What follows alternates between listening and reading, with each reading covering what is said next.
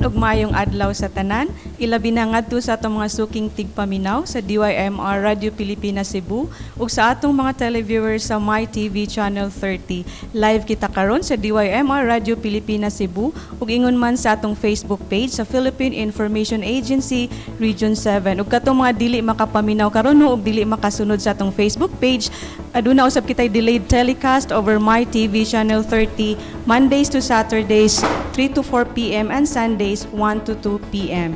Aniya kita karon nanukad sa buhatan sa Department of Health Regional Office dinhi sa Jones Avenue, Cebu City. Of course, no, kauban nato ang mga officials gikan sa Department of Health ug medyo ubay-ubay gyud no paghisgutan karong adlaw no kabahin kini sa National Disaster Resilience Month no kay nag-celebrate usab kita niini ug ingon man updates sa mga dengue cases dinhi sa Central Visayas ug ang National Blood Donors Month no. So please join us in this 1-hour discussion which is brought to you by the Philippine Information Agency in partnership with the Association of Government Information Officers in the region. So this is Hazel Gloria of PIA and with me is my colleague Stacy Marie Baladja. Stace, maayong adlaw nimo diha. Mayong adlaw, Ma'am Hayes, ug daghang salamat pod. Mayong adlaw sa tanan natong tigpaminaw ug tigtan-aw sa atong weekly Agio PIA 7 forum. So our guests for today are hailing from the health sector.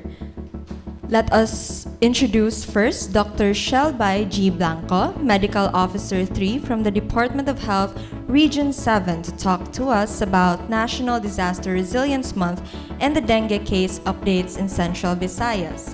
With him is Dr. Charmaine G. Florita, Medical Officer 3 from DOH 7, and Mr. Matthew Adrian Lunginos, Medical Technologist 2, to talk about National Blood Donors Month. Sa pagkakaroon, mahimong mangayo na kita sa ilang opening statements. May we start with Dr. Shelby Blanco? Miss Hayes and Miss Stace, rhyme? Mayong adlaw sa atong mga suking tigpaminawan and sa atong mga nagatanaw sad sa TV, mayong adlaw sa gihapon. Okay, Doc, salamat kayo.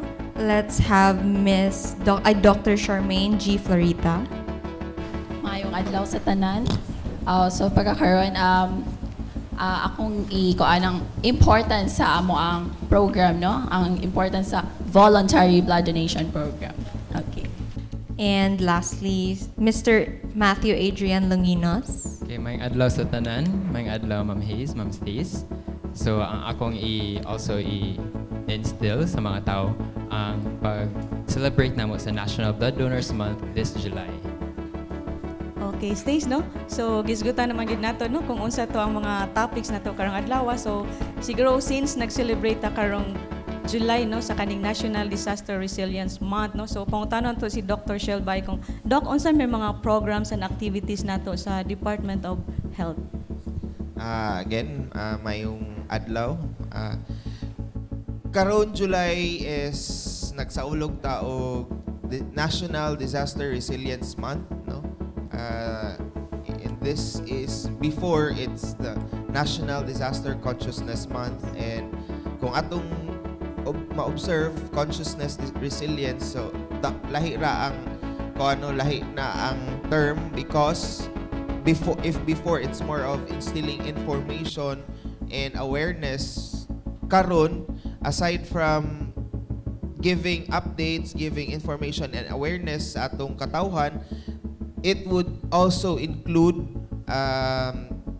giving them knowledge and the skills so that in times of emergencies and disasters, the general public, ang atong katawhan, mahimo silang resilient no, sa disaster or calamities. So, unsam ning resilience, it's just like bamboo no. Mao gini Filipinos nga even though na tay mga calamities, disasters, or emergencies, we just have to sway, mura ratag magsayaw-sayaw, but then dali ra din ta makabarog, no? That's how resilience is all about. So mao na nga karon nga nagsaulog ta sa July as that month, then ang ato sang mga activities, programs is also in line with that theme, no? Ang theme nato karon is kahandaan sa sakunat peligro para sa tunay na pagbabago. And mao na nga we should be prepared, and by being prepared mao na nga kita nga naa sa panggobyerno, we give skills and knowledge to the general public. So unsa man ni, we started with a fun run in coordination with at sa OCD, no? So mao na pag July 1, and then sa Department of Health atong mga activities would be including planning workshops. So ang mga local government units, ang atong mga hospitals, dili lang mga LGUs, but likewise mga hospitals nato, both provincial and district, are also gitagaan natong higayon nga para makakat-on sa makagama silang plano, Dream H plan. So mao ni karon, no, disaster risk reduction and management in health plan, no? So Dream H. So mao ni nga again, mao ni atong tumong na makagama taog plan that para at least in times of emergencies and disasters na natay siguro guide para unsaon nato pag-handle no atong katawhan. And likewise, aside from the fact that last July 17 we also had the nationwide simultaneous hands-only cardiopulmonary resuscitation, so CPR, hands-only CPR, and upat ka hubs, no, na ay Ilocos, na ay diri sa Visayas, it's sa Cebu, then naabot sa Mindanao, Zamboanga and Cagayan, then naabot sa NCR. But then diri kita mismo sa region, we also had our provincial hubs sa Bohol, Negros, and so Bohol sa Tagbilaran, and then sa Negros sa Dumaguete City, and sa Siquijor sa Siquijor. And atong gi-cater dito is mga students, no, grade 10 students. And then diri sa Cebu sa Sisters of Mary sa Talisay. We catered around 3,292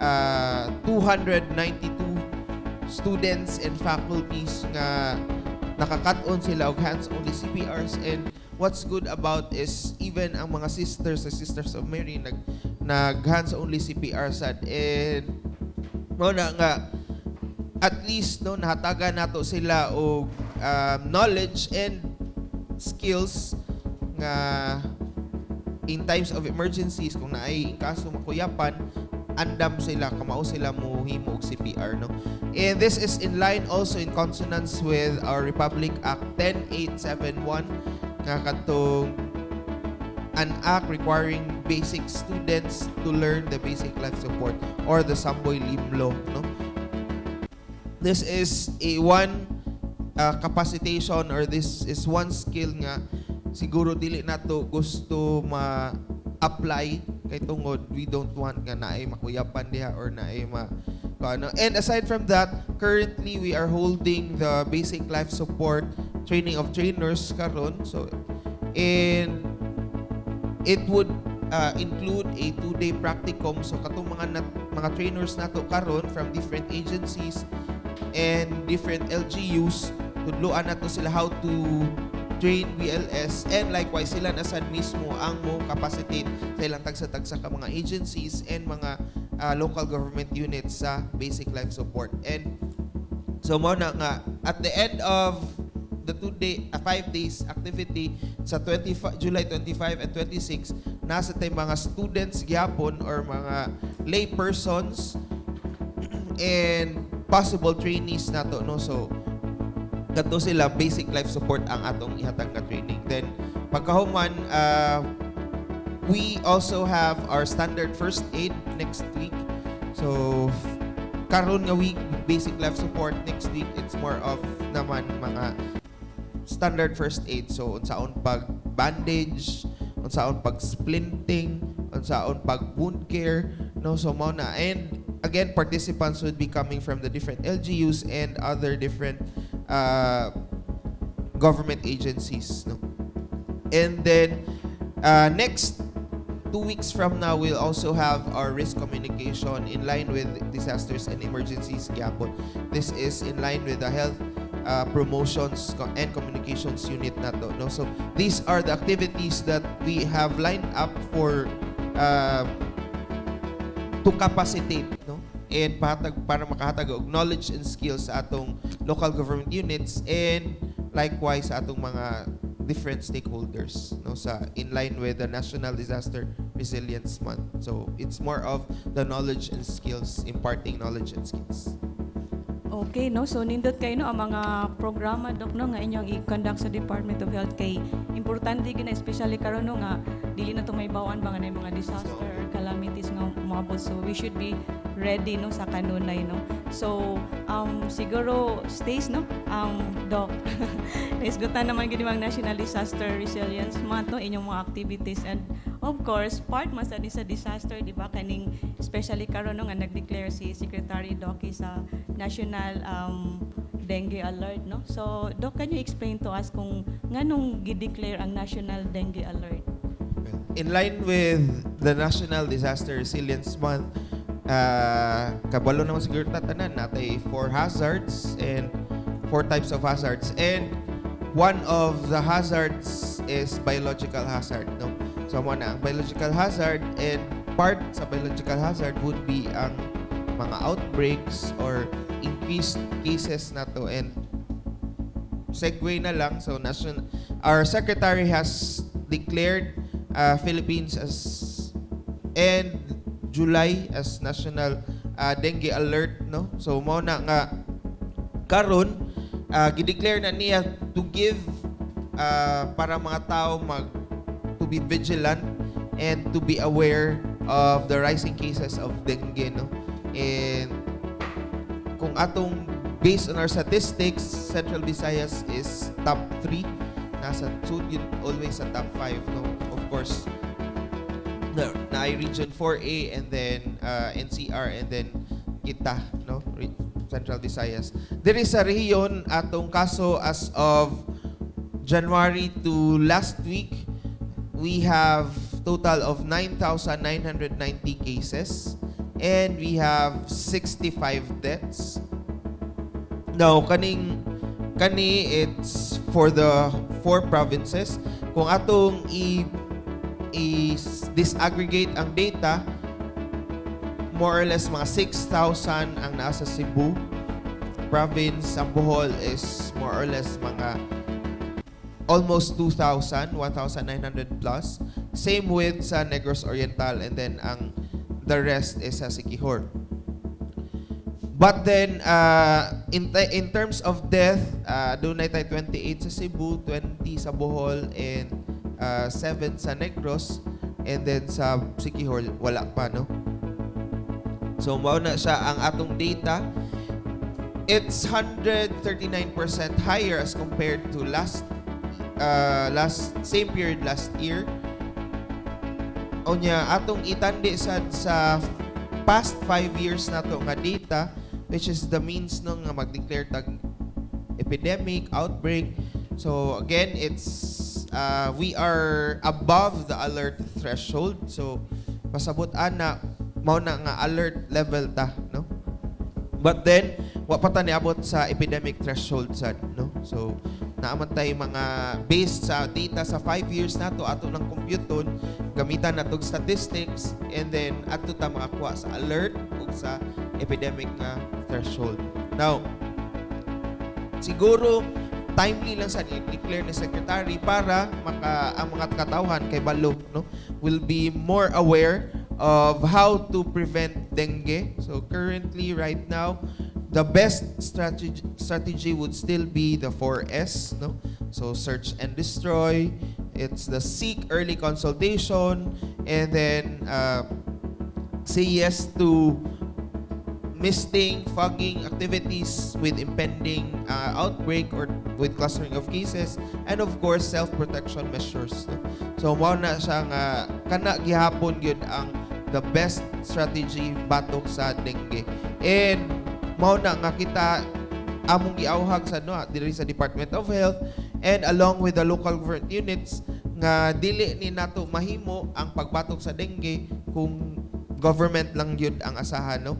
So, dapat ang mga tao sad, more so nga, it's all about the environment. So, atong kalimpyo sa environment, kalimpyo nato sa palibot, mao gyud siguro san makapugong nga di mo saka ang atong dengue cases. Now that ang dengue sad kay balo man tanong nga dengue ang magdala gyud is lamok, which is the Aedes nga lamok, and kung walay lamok wala man say dengue. So mo na nga ato gyud pagalimpyuhan always ang atong palibot.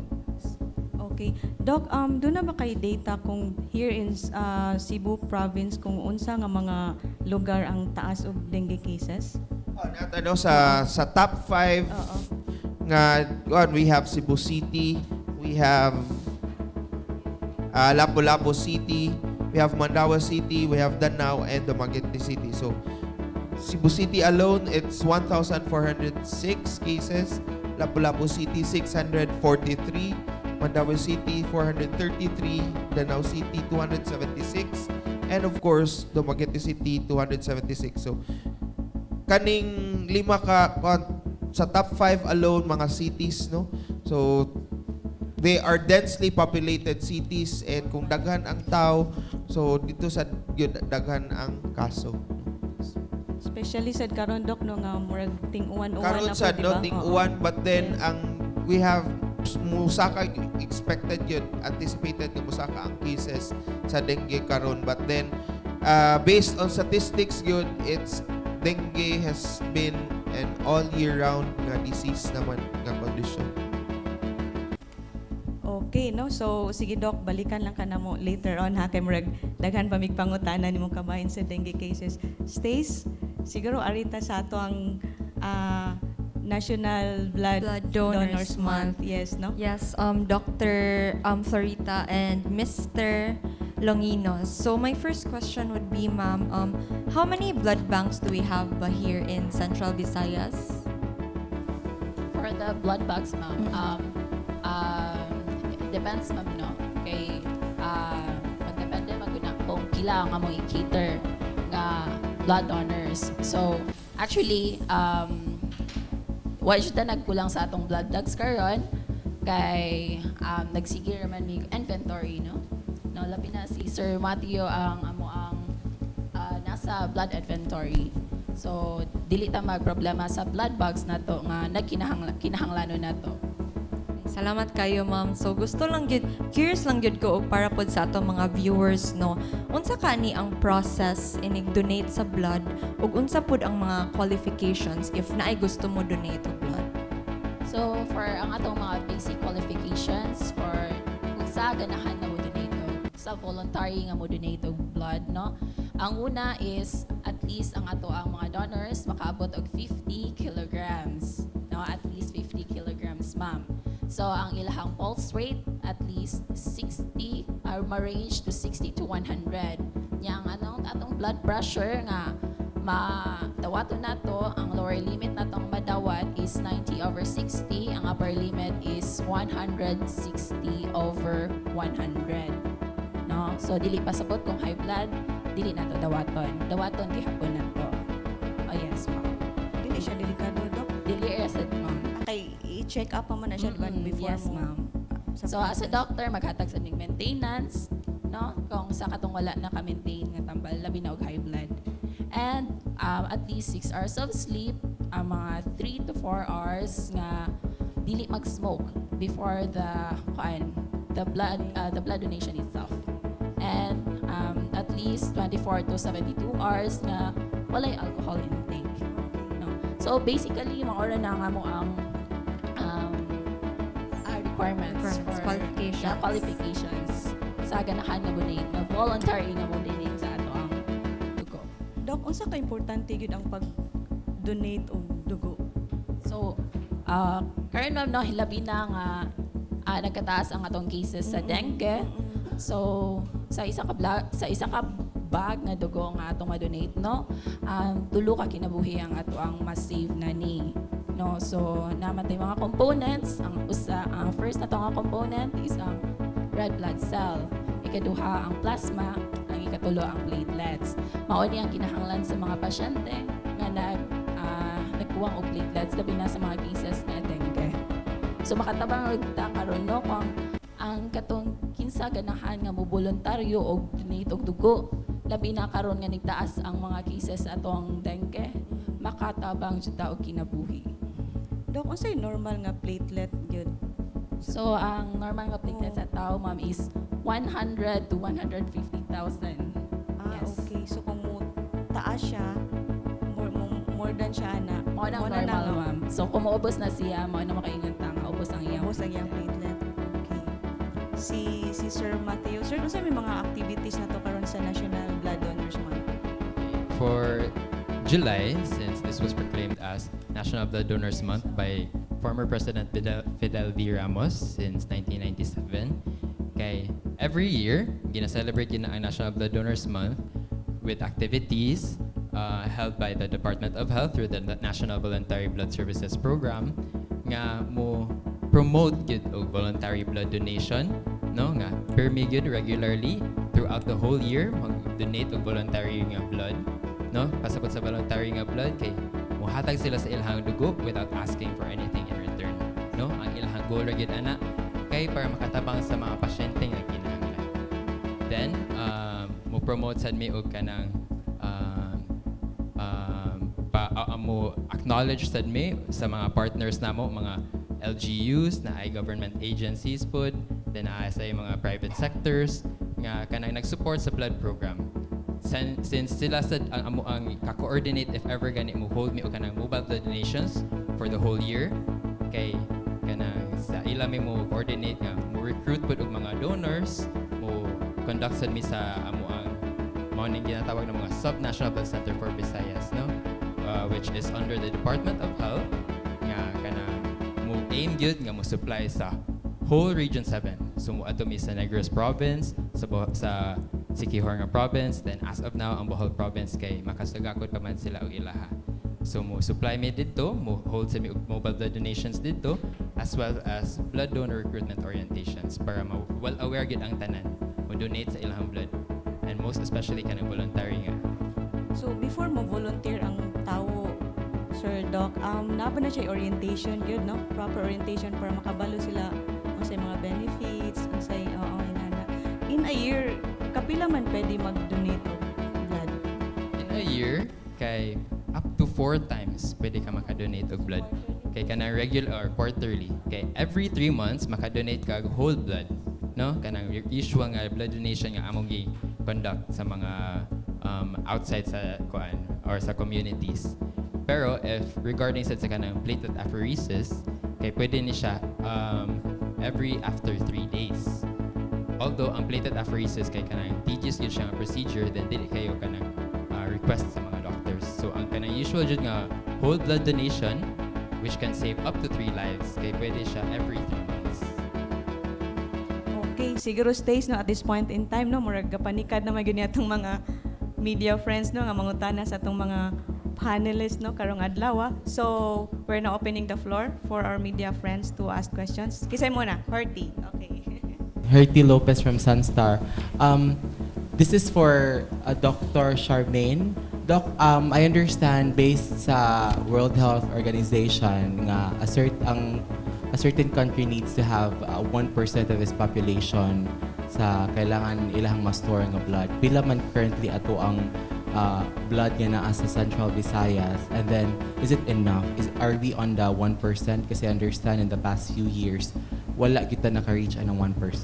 So pila man atong kuwang, and then pila man currently ang naa sa atong blood bank?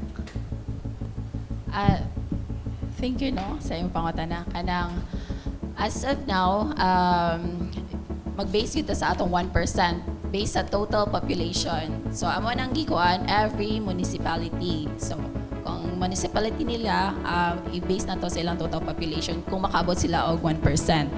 So, sa pagkakaroon na aming mga municipalities nga nakaabot og 1% diri sa Cebu province. Ang uban sad kay nasa other municipalities sa Negros Oriental nga nakaabot sa 1% and also sa Siquijor. So, ang pagkuhanan ni sa 1% sir kay ang voluntaryo nga pag-donation paghatag sa ilahang kuan dugo jud no. Kaning lisod man gud ang among programa kay kami ang nangayo og tabang sa mga tao.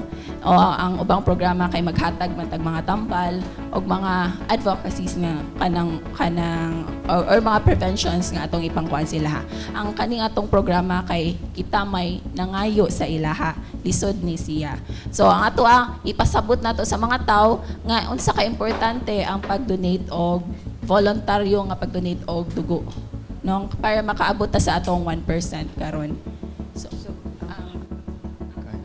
Ang supply na to, yeah, Ang as of last year, katong sa regarding sa 1%, kaabot ra gyud ang whole Region 7, nakakuan kani og 1.1%. No? Tungod ni siya sa collective na sa mga provinces, sa Cebu, sa Negros Oriental, sa Bohol, sa Siquijor. Pero ang sa Cebu province, siya mismo wala siya kaabot og 1%. So sa collective, katong tungod sa Negros Oriental, tungod sa Siquijor nga province, mao to'y nakapaabot sa 1%. So dinhi sa Cebu province mismo, since daghan og population, mao'y daghan sad og need og blood.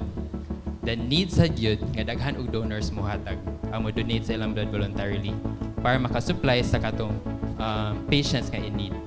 Then mao na siyang mo aim sad yun may for this year more than gid sa 1.1% para even until now magod kay naagi ka ng mga patients nga mahutan yun og stocks besides sa mga hospitals, no? So mao na siyang among kuan gyud gi-promote nga mo exceed pa gyud sa katong 1.1% nga standing sa karon para dili na gyud mahitabo nga naay tagtungod sa pasyente nga inig pangayo nila og dugo dili sila mahatagan. So luoy sa gyud ang mga patients nga hindi. Yeah, just a follow-up. Correct me if I'm wrong, na I currently ang Central Visayas has 7.4 million population, if I'm not mistaken. And then 1% of which is like 74,000. So niabot ta na last year og bags. Kas kanang asay sige man gud mig report aning kaning blood nato nga donation. Sige sa ingon ang I think the previous heads nga dili kita makaabot sa 1% and you guys are stating nga niabot ta og 1.1%. sa collection na ni sa ako answer sa Region 7 no mao nang nakaabot ta og 1.1%. Kay adto sa Siquijor nga ubang municipality nakaabot man gud sila so as whole of sa Region 7 nakaabot na jud ta sa 1.1%. Pero maski pang nakaabot ta sa 1.1%, kulang gihapon ang ato ang dugo no. Dili na to makiter tanan nga pasyente nga nagkinahanglan og dugo. So mao nang amo ang gipatasan ng amo ang kuan target nga moabot mi sa 2%. for this year. Yes. Last na lang ma'am. So target na to this year is 2% 2%. and then currently asa naman ta aning ato ang target kay half of the year naman ta. As of today. Can we say we're half of the 2% or wala pa ta sa 1%? Kuan, currently kay wala pa gyud siya kaabot og at least 1%, no? Wala siyang ipaningkamutan na mga mo-hold pa gyud og more blood donations, mo-hold pa gyud og mga blood donor recruitment orientations para mas mo daghan gyud ang kanang mag-anahan mo donate og dugo also regularly every 3 months. Sa pagkakaroon kay sa amo ang pag-ato sa Negros Oriental Province, kay active gid sila no mo aim sa more than 1% sa actually sa 2% na ilang i-aim. Then ang kuan lang gid ang sa Cebu province kay mas need i-push pa lang gid ang mga communities, mga LGUs para makaabot sa 2%. Kay dinhi man gyud mag-need og more blood supply since dinhi man gyud ang mas daghan og population. Desiree Padilla sa CCTN. Positive half na manggod sa year ba? Positive rata nga makabuto ang 2% ka target this year. Given nga naiuban nga karitong ganahan sad mo donate kay ang ilang contention kay kung kami mo if kami mo manginahanglan maglisod pud sila og kuha bitaw.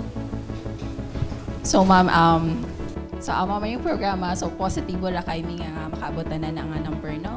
And mao na nga natay mga advocacies, nga natay mga BDROs, blood donor recruitment orientation before sa ato ang mobile blood donation. Kay para mapasabot na to ang mga tao nga kitang tanan kay nagkinahanglan og dugo, pero dili tanan tao makahatag og dugo, no? Kaya ang uban kay mga bata di man ta kahatag og dugo. 16 to 18 years old makatag og dugo, pero kinahanglan sila og parents consent. O ang 18 to 60 years old makatag og dugo, pero gamay ra sa ilaha ang muhatag kay lahi man gud ta og mga perception, mga misconceptions about sa blood, no? Moingon sila dili ko mo donate kay kapuyon. So mao na nga natay mga orientations, no, para ipasabot na to sa mga tao nga importante jud ang pagboluntaryo nga pag-donate og dugo. So appeal na sa among mga orientation, ma'am, nga kung na mga tattoo, mga ear piercing ko, amo na i-defer for 1 year. Yes, 1 year na ang among deferral, ma'am. So at least nga makahibaw na sila. Usually, ma'am, ang among orientation is 1 week to 2 weeks before sa onset sa mobile blood donation. So para at least lang ba nga dili sila mga donya then i-defer di ay. So makahibaw sa ang mga tao kung kanusa sila nga ganahan nga makadonate. Ma'am, clarification lang, ang 2% is for the whole region or per province ya? Ang kanji na mo, ma'am, is 2% totally recruited. Yes. Yeah, ang 1% mauna ang successfully nga mo donate. Usually sa pag-conduct ninyo sa kaning mobile ninyo, ma'am, doon na po may limit or bisag kinsa lang ini numbers nga ganahan voluntarily mo donate og blood or limited siya sa kanang mobile? Sa kanang ang amo nang buhaton, ma'am, kung mag-mobile blood donation mangayo mi og pre-list sa kanang municipality. So, it depends magud na sa ilaha kung pila ang ilang population. So, kung ganahan na sila makaabot og 1%, ilahan ang itunga-tunga. Yes, kay para sa within a year, maingon ta nga para makaabot sila og 1%, ikaupat sila mag-conduct og mobile blood donation. So, ilan na itong atong ilang population, mga nila og pre-list. Kung pila ang ilahang donors nga makuan sa amoa. Kay para sa dang among manpower nga mapadalaan ang amo ang materials nga dadunod kay insakto rasad. Unsay process sa kanang mga LGUs nga mag-request sa kanang iyang mobile blood donation, or kamo gid ang mo approach sa mga LGUs or sila ang mo request ang mga LGUs kung mag-conduct og kanang mobile So before ma-conduct ang mobile blood donation, kinahanglan sa ta mag-advocate mao nang ato ang blood donor recruitment orientation. So may tabo na 2 weeks to 1 week before the onset of the mobile blood donation. So ang kanang mga ma'am, kanang mag-schedule sila sa ilang mobile blood donation once na nga ma-conduct na ang orientation. Pero ang LGUs mo request ma'am sa DOH? Yes, ma'am, ang schedule. Okay. Last week with the press conference with RD Bernandez, he said nga right now nag-plateau pa ta sa cases of dengue. The past week also na may several areas nga giuwan. Doon na ba'y pagsaka slightly? I mean, based on the data last week and this week. And then, are we seeing mas projection pa og higher cases, especially with more rains to come in the coming months? It's always been an anticipation no nga mosaka ang cases, especially kung ting-ulan, no? And more so nga nisod na gyud ang wet season nato, so we are expecting mo rise. But for now, it's still the same, no? When in fact, if last week we are 156% higher. This time, we are only 139% higher. So, medyo naigamay nga increase. So, more or less, plateau lang gyapon. No? But then, most of the time, mabantayan na to nga up yun ni ang kaso mga starting fourth quarter or padung end sa last quarter, sa third quarter and padung na sa last quarter. So mo na nga dito na to mo expect same with last year ni shoot up yun atong kaso sa Bohol pag last quarter, no? And some areas in Cebu province, no? So mo na nga still we are also right now monitoring and under surveillance are barangays nga naay clustering of cases, no? So when we say clustering of cases, pasabutan na for the past 2 to 3 weeks na gyud sila yung mga kaso, no? So, and if kaning mga barangays naay mga kaso for the past 2 to 3 weeks, then they are now considered hotspots, no? So mo na siya ang definition. Now, there is a Cebu City alone, we have a handful of mga barangays nga itong monitor nga nagyod sila yung mga kaso for the past 2 to 3 weeks, no? And to name, we have Apas, and of course, Guadalupe, and Pitos, Basak San Nicolas, Lahog, Kamputao, Mambaling, Bonbon, and Bakayan. So those are mga barangay sa Cebu City. Sa Mandaue, we have Banilad, and sa Lapu-Lapu City, Look, Basak, and Babag, no? Those are our barangays sa Metro Cebu nga tag-as yun. Oh, great, no? And then we also have a handful, no, sa Cebu provinces o sa mga uban nga mga provinces nga mga barangays nga naa sa clustering of cases. Na human naman gid atong 1 hour of discussion, so siguro pangayuan na lang natog parting statement ang atong mga panelists karong adlaw. So siguro unahon nato si Mr. Matthew Adrian Longinos, sir. Okay, so again, I would like to instill in everyone's minds nga nag-need gyapon ta og mga blood and blood components on among gina-promote ang voluntary blood donation. And also, for this month of July and upcoming, kay mag-celebrate sa National Blood Donors Month, mag-hold mi og kanang gathering or kanang celebration or kanang award mi sa mga LGUs, government sectors, mga partners and stakeholders nga nag-support sa National Voluntary Blood Services Program under sa Department of Health, Central Visayas Center for Health Development, and we will be awarding mga katong mga municipalities nga nakabot sa 1% since this is a very good accomplishment na no sa whole Region 7 nga nakaabot man gayta og 1.1%. And regarding sa katong pag-abot sa 2%, which is our goal on tap for this year, kay mo na siya mong giset nga goal for this year, kay if we set it at just 1% always, dili man gud ta makaingon kung pila gyud ang need sa blood, no? Dili ta makaingon pila yung magka-aksidente. Mo na siyang among iset higher, although for every year gradual ra ginaiyahang pagsaka. Since naatoy time 3 years ago nga wala to siya kaabot to 1%, may gani nakaabot na gani 1%, slowly nakaabot na siya 1.1%. So mo na siya among gi kana promote pa jud nga hopefully makaabot na og kanang time nga masupplyan na gid ang mga all patients in need. Okay? Thank you, sir. Let's hear from Dr. Florita. Okay, sa katong mga tao nga ganahan mo voluntaryo og donate og dugo kay kita nagkinahanglan pa man daghan ang mga tao nga nagkinahanglan pa og dugo karon, no? So mudawat ra gud mi diri sa Subnational Blood Center, mudawat ra mi og mga walk-in nga donors. So makita na to ang atong Subnational Blood Center diri sa Osmeña Boulevard, okay? Sulod lang sa DOH. And last but not the least, Dr. Shalbay. Since we are celebrating National Disaster Resilience Month, and in line also with that, the national, our secretary has also declared National Dengue Alert.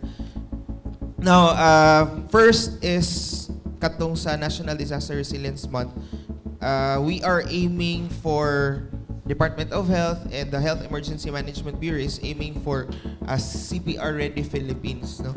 And mao nang nag-conduct og nationwide simultaneous hands-only CPR.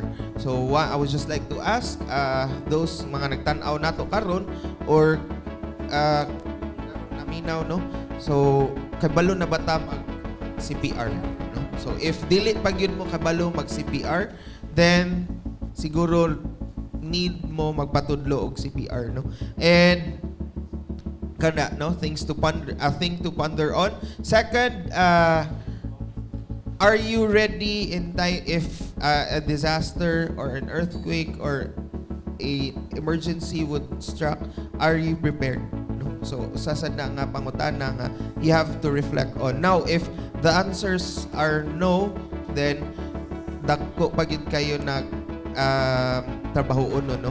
Again, disaster resilience it's a gargantuan task. Dako siya nga trabahoon. But then ang gobyerno nga side, we can only do so much, no. We still would need the help of everyone.